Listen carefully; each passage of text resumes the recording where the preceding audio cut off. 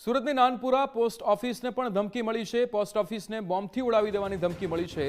Post ઓફિસને ઉડાવી દેવાનો ધમકીભર્યો મેલ મળ્યો છે। પોસ્ટ ઓફિસ બિલ્ડિંગ ખાલી કરી દેવામાં આવી છે। પોલીસ, બીડીએસ અને ડોગ સ્ક્વોડની ટીમ સ્થળ પર પહોંચી ચૂકી છે, ત્યારે અત્યાર સુધી કોઈ વાંધાજનક વસ્તુ મળી નથી। અહીંયા સુરતની નાનપુરા પોસ્ટ ઓફિસને પણ ધમકી મળી છે, બોમ્બથી ઉડાવી દેવાની ધમકી મળી છે।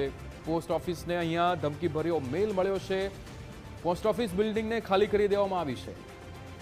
રાકેશ બ્રહ્મભટ્ટ આપણી સાથે ફોન લાઈન પર જોડાઈ ગયા છે। રાકેશ, એક સાથે અનેક જગ્યાઓ પર બોમ્બથી ઉડાવી દેવાની ધમકીભર્યો મેલ મળ્યો છે, શું વિગતો?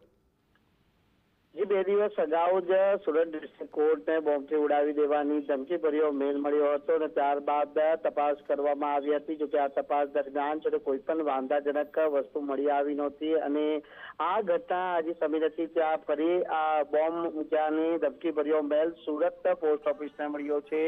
સુરતના નાનપરા વિસ્તારમાં આવેલી જે પોસ્ટ ઓફિસ બ્રાન્ચ છે તેને બોમ્બથી ઉડાવી દેવાની ધમકી ભર્યો મેલ મળતા જ સુરત પોલીસ દોડતી થઈ છે અને હાલ સ્થાનિક એટલે કે અઠવા પોલીસ તેમજ બોમ્બ સ્ક્વોડ અને ડોગ સ્ક્વોડની ટીમો હાલ ઘટના સ્થળે દોડી આવી છે અને સંપૂર્ણ બિલ્ડિંગ છે તે હાલ ખાલી કરી દેવામાં આવી છે। ઉપરાંત બિલ્ડિંગના દરેક ખૂણાની અંદર હાલ તપાસ કરવામાં આવી રહી છે। ખાસ કરીને ડિટેક્ટ મશીન દ્વારા પણ છે તે જે દરેક ખૂણો છે તે હાલ તપાસવામાં આવી રહ્યો છે। હમણાં સુધીની તપાસમાં કોઈ વાંધાજનક વસ્તુ છે તે હાલ મળી નથી, પરંતુ જે સલામતીના ભાગરૂપે બિલ્ડિંગ જ્યારે સંપૂર્ણ ખાલી કરાવી દેવામાં આવી છે ત્યારે આ જે છે તે કોઈ અજાણ્યા શખ્સ દ્વારા ટેકનખોરી કરવામાં આવી હોવાની પ્રાથમિક જાણકારી છે તે સામે આવી રહી છે। ઉપરાંત જે મેલ આવ્યો છે તેની સાયબર ક્રાઇમ સેલ દ્વારા પણ હવે તપાસ શરૂ કરવામાં આવી છે। જો કે કોઈ વાંધાજનક વસ્તુ ન મળતા હાલ પોલીસે પણ